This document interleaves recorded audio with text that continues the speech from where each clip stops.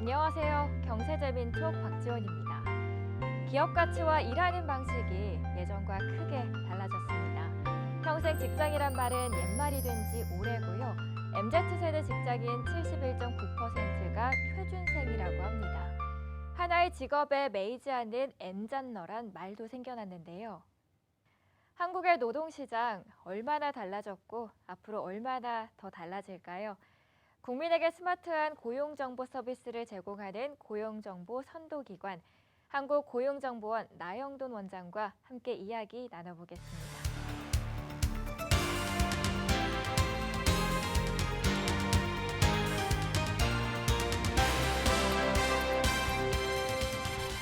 네, 원장님 안녕하세요. 네, 안녕하세요. 먼저 원장님이 계신 한국고용정보원 어떤 곳인지부터 여쭤보도록 할게요. 우리 정보원은 크게 세 가지 일을 합니다. 우선 취업, 직업과 관련된 정보들을 전부 모아가지고 구직자나 구인자들이 이제 일자리를 찾고 사람을 찾도록 도와주는 게 첫 번째고요.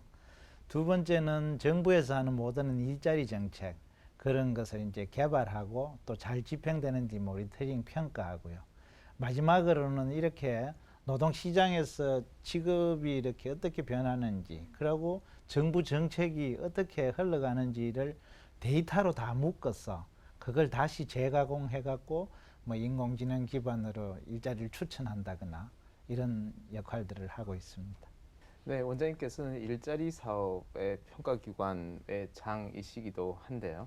이 새 정부의 일자리 정책의 방향 궁금합니다. 지금 일자리 정책 혹은 고용 정책의 큰 화두는 두 가지인 것 같습니다. 기술 측면에서는 디지털 전환이라고 그러고요. 또 이 공급 측면에 노동시장에 참여하는 사람들 입장에서 보면은 저출생 고령화, 인구가 줄어들고 특히 청년이 많이 줄어들잖아요. 고령자는 늘어나고. 이제 이런 관점에서 일자리 정책의 어떤 키워드가 뭐가 돼야 되느냐. 저는 그 두 가지 환경을 한꺼번에 극복하기 위해서는 디지털 인재 양성, 특히 그 중에서도 디지털 융합 인재 양성이 가장 중요한 화두가 돼야 되지 않나 그런 생각을 합니다. 그 디지털 인재 양성에 대해서 말씀을 해주셨는데 중요한 이유가 뭐고 또 앞으로 실전 방안은 어떻게 될지도 여쭤볼게요. 네. 이제 잘 아시다시피 디지털 전환이라고 하면은 우리 사회가 어떤 특정 산업, 특정 직업에서만 IT 기술을 필요로 한 것이 아니고 뭐 마케팅을 하든 일반 뭐 행정 사무직을 하든 전부 다 그 디지털 친화적인 기술 그리고 그걸 어느 정도 이해하고 마케팅에도 활용할 수 있어야 된다는 점에서 기업에서 그런 사람들을 뽑으니까 그 디지털 인재 양성을 해야 되는 게 하나고요. 두 번째는 지금 인구가 줄어들고 하면은 우리나라의 어떤 생산성 이런 문제가 고령화됐을 때 큰 문제인데 소수의 인력으로 디지털로 생산성을 극대화시키는 전략 이 두 가지가 이제 디지털 인재 양성이 중요한 이유라고 보고요. 그럼 키우는 방법은 어떤 것이냐? 이제 전통적인 학교 교육으로는 많은 한계가 있지 않습니까? 그 새로운 기술들은 사실 학교에서도 쫓아가기가 어렵기 때문에 기업이나 산업 현장이 얼마나 교육 훈련에 참여하느냐.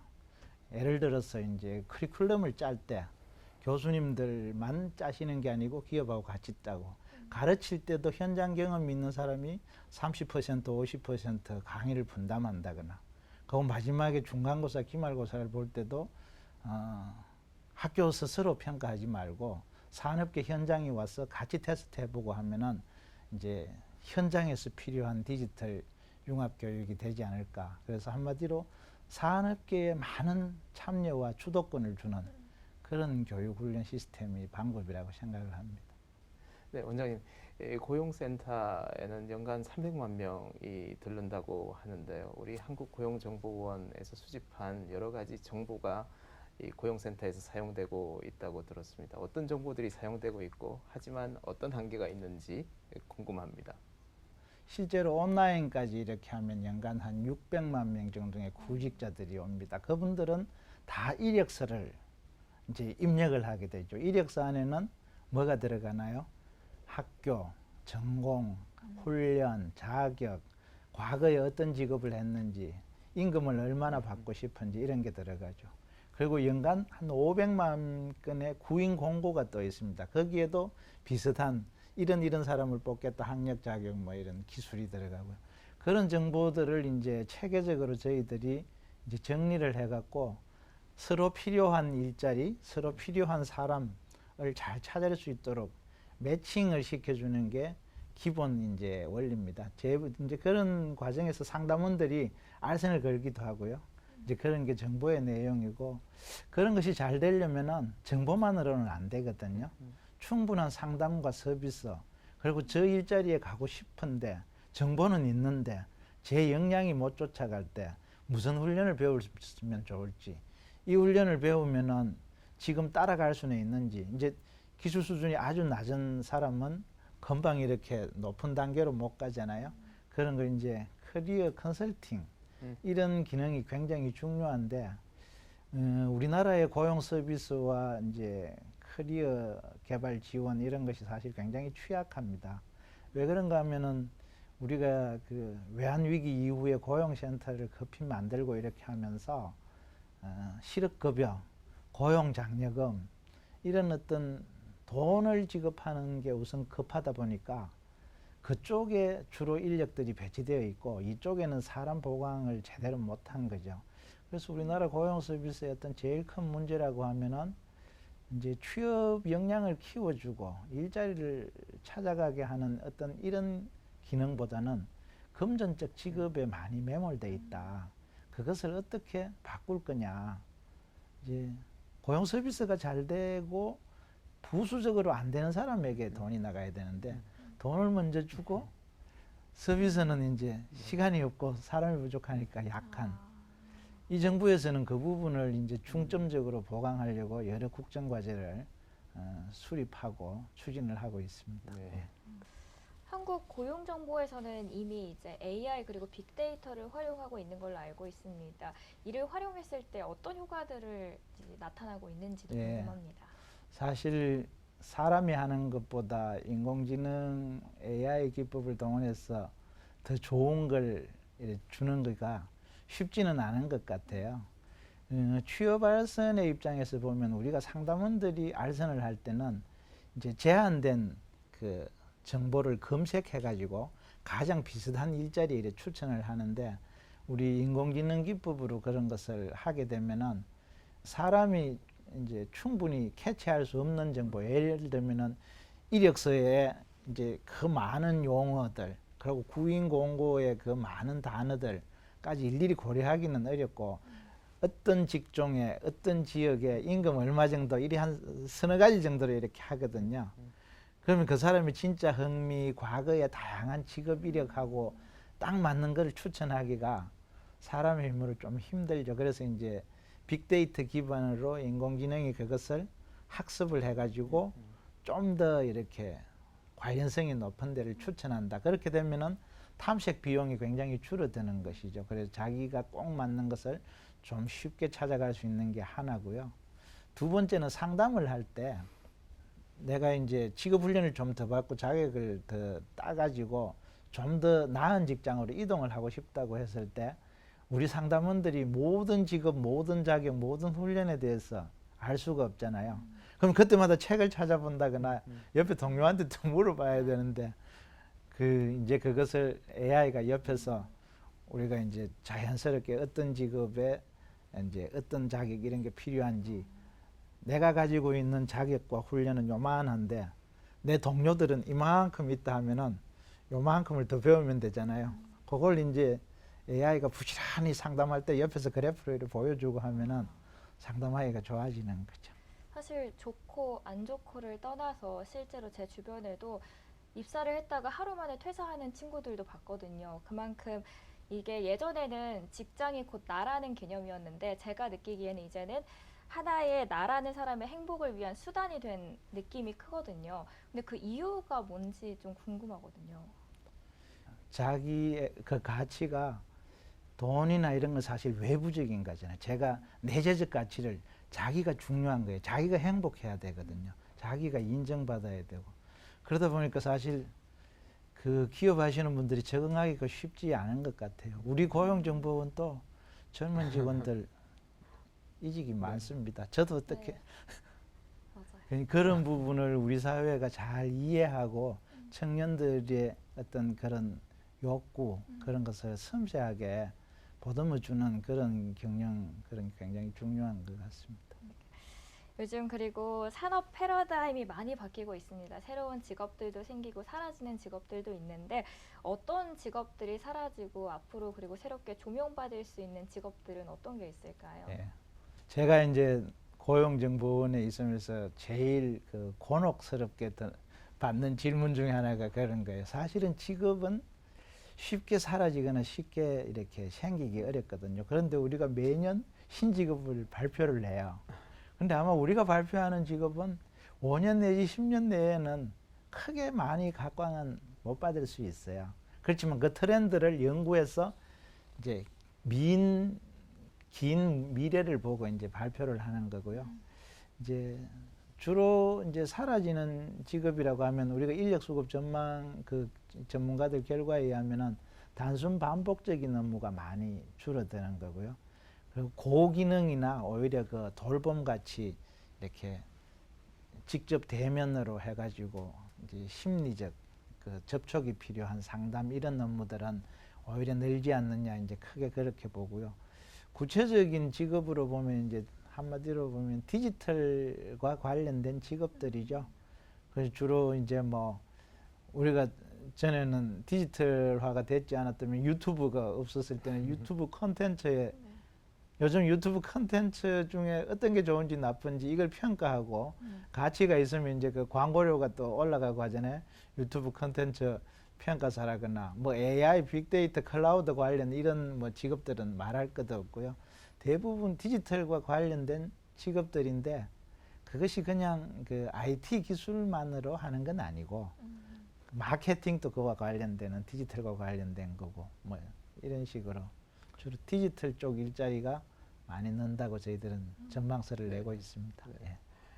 이제 날씨가 점점 추워지는 걸 보니까 수능이 한 걸음 또 한층 앞으로 다가온 것 같습니다. 부모들에게는 항상 1순위가 또 자식 걱정인 것 같은데 자녀들에게 앞으로 좀 미래에 있어서 권유해 볼 수 있는 직업이 있다면 어떤 게 있을까요?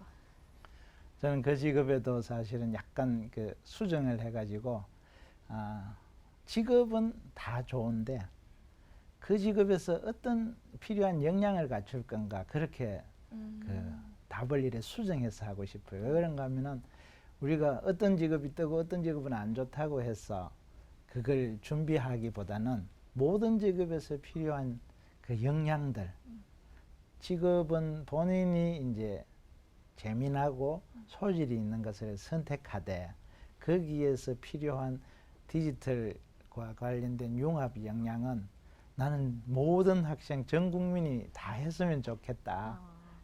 원장님께서 오늘 사회의 변화와 트렌드 말씀을 자주 하고 계신데요. 저희 사회는 초고령화 사회로 이미 진입을 했습니다. 이제 인생 2막이 아니라 인생 3막 시대를 열어야 될 것 같은데요.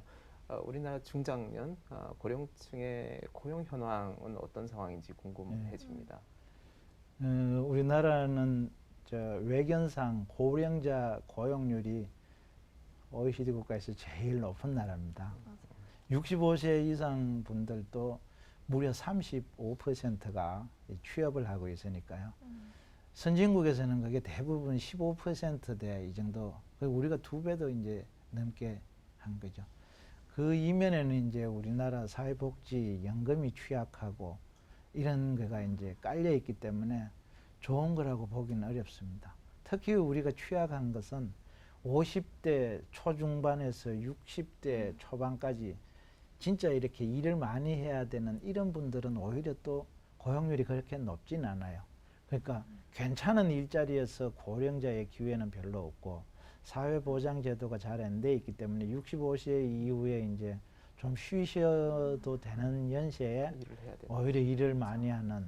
그래서 외견상 지표를 보고 고령자 고용률이 이렇게 말하기가 참 어려운 점이 있습니다. 고령자에 대한 어떤 그런 전반적인 노동시장 여건 개선, 그게 이제 막 깊이 들어가면 연공급 체계 이런 것부터 해서 여러 가지 노동 시장을 좀 활기 있게 이렇게 하는 조치들하고 같이 사회보장제도도 강화하고 그런 게 아주 시급하다고 봅니다.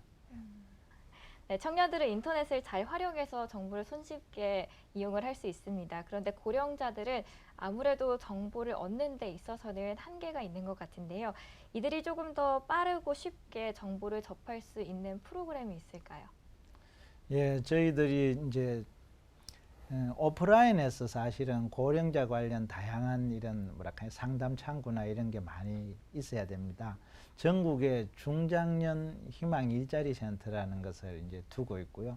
고용 센터 안에 같이 이제 그런 코너를 만들어 놓는 곳도 있고 별도 분리되어 있는 곳도 있습니다.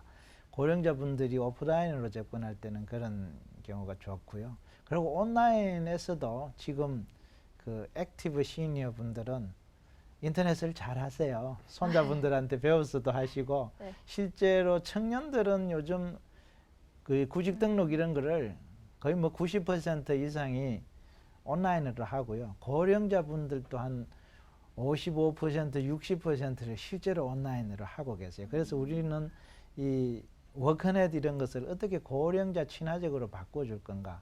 그래서 고령자에 대한 일자리 정보, 그리고 인생 2막을 어떻게 설계한 건가를 워크넷 안에 중고령 코너를 따로 만들어 놨고요. 거기에는 검색어 이런 것들도 청년들처럼 이렇게 복잡하게 하지 않고 고령자들이 자주 검색하는 용어 그런 걸로 이제 서비스를 하고, 그래서 한쪽에서는 오프라인에 이제 그런 상담 기능을 하면서 한편으로는 인터넷을 좀 더 쉽게 고령 친화적으로 하는 그런 노력들을 하고 있습니다. 네, 워크넷은 저도 이용을 해봤고 아마 많은 분들도 이미 이용을 하신 분들이 많으실 것 같은데 사실 취업 사이트도 점점 많아지고 있는 게 사실입니다. 그렇다면 워크넷만이 갖고 있는 차별화된 점은 무엇이 있을까요? 워크넷은 대한민국 구석구석 다 뻗치고 있다. 울릉도나 독도 일자리는 없습니다. 전국의 모든 일자리가 있다는 게 이제 특징이고요. 그렇지만 또 한편으로는 우리가 이제 공기업, 대기업, 그리고 대졸자들, 고임금 그런 직종들은 상대적으로 정보가 적습니다. 그 취약계층들이 이제 실업급여를 받으러 오고 이런 과정에서 이제 구직자들이 많고 또 중소기업에서 구인 요청을 많이 이래 하다 보니까 그렇고요. 그 특징은 전국을 포괄하고 모든 직종에 커브가 있지만 그런 게 이제 약간 임금이 상대적으로 낮은 그런 점이 있고요. 그럼에도 불구하고 이제 정보에 있어서는 임금 정보라 그럴까 뭐 이런 것 허위 구인 정보 같은 이런 거는 우리가 다 고용센터에서 걸러내니까 정보의 신뢰성 그리고 취업해 보니까 속았다 뭐 그런 이야기들은 민간 사이트에 비하면 확실히 저희들이 이제 뭐 없다고 말할 정도까지 열심히 챙기고 있습니다. 네. 코로나가 한창일 때 그때는 우리 청년들이 구직하기가 굉장히 힘들었죠. 그러다가 최근에는 구인난이라고 부르는데요.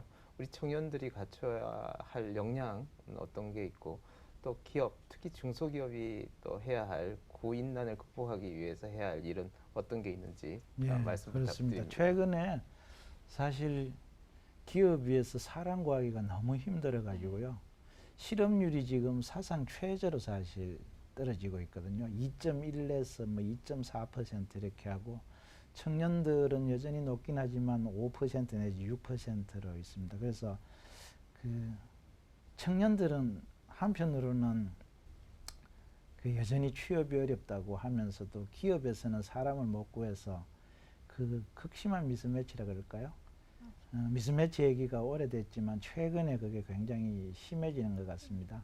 청년들은 사실 기업의 채용 공고 트렌드를 쭉 보고 그 키워드에 따라 가지고 자기들이 역량 개발, 제가 말한 대부분 디지털과 관련된 융합 역량을 전 직종에서 필요로 하니까 그런 쪽을 해야 될 거고, 기업에서는 저는 우선 뭐 근로조건도 개선하고 여러 가지를 해야 되지만 구인 공고문을 제대로 쓰는 연습을 하면 참 도움이 되겠다. 채용 공고를 할 때 추상적으로 이렇게 어떤 직종에 월급 얼마 준다 이런 식으로 해서는 안 되고 회사의 어떤 복지를 기술을 하든 그리고 그 직종에서 필요한 그 기술 여기가 이제 뭐 파이썬을 쓰는지 뭐 이렇게 구체적으로 이렇게 작성해야 되는데 우리 구인 공고가 너무 간단해요. 외국에 비해서. 그래서 기업에서는 우선 구인 공고를 잘 쓰는 연습을 해. 우리 워크넷에 들어오면은 구인 공고를 역량 기반으로 제대로 쓰는 거 다 샘플이 있어요. 그런 걸 해서 하고 그 다음에는 뭐니 해도 아까 말한 청년들이 내재적 가치를 중시하니까 워라밸이나 그런 데 더 많은 신경을 써야겠죠. 앞으로 한국고용정보원에 있어서 계획 그리고 방향성에 대해서 한마디 해주시죠. 고용정보원은 그 우리나라의 직업 취업과 관련 모든 데이터를 갖고 있는 허브기관입니다. 앞으로 이러한 것을 잘 활용을 해서 어떻게 서비스로 되돌려 줄 것인가. 우리 고용24라고 명칭을 잠정으로 붙였는데요.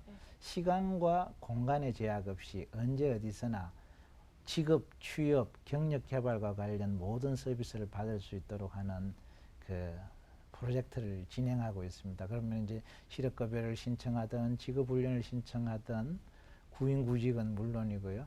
그 고용24를 구상하면서 그 안에 이제 블록체인 기반으로 우리 취업과 관련된 뭐 학력, 그 졸업 증명서, 자격 훈련 증명서 이런 것을 이제 여기저기에 이제 막 이력서 넣을 때마다 안 넣어도 되게 그걸 정부에서 이제 블록체인 기반으로 관리해줘서 본인들은 이제 자동으로 거기에서 자기 이름만 넣으면은 이력서가 제출될 수 있도록 하는 것.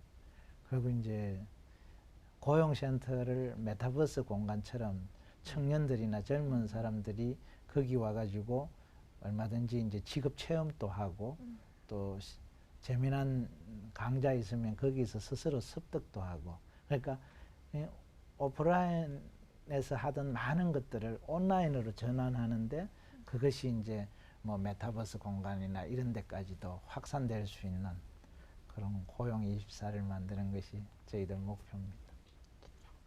네, 잘 들었습니다, 원장님. 네, 누군가 일자리를 찾도록 도와주는 일은 그 사람의 인생을 바꿀 수도 있고 한 가정을 또 살릴 수도 있는 값진 일 같습니다. 그래서 듣는 내내 한국고용정보원의 가치가 더욱더 부각되면 좋겠다라는 생각이 들었는데요. 더 많은 분들의 행복에 있어서 그 길잡이 역할이 되어주길 바라도록 하겠습니다. 지금까지 한국고용정보원의 원장님